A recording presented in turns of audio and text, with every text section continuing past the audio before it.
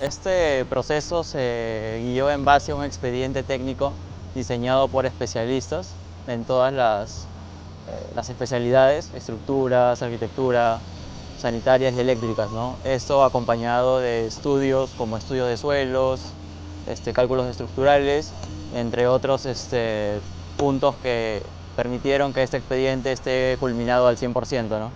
Se comenzó con un mejoramiento de tierra para darle estabilidad al terreno y posteriormente se continuó con las demás partidas de acero, vaciado de concreto, entre otras, como pueden ver que ya se están culminando, ¿no?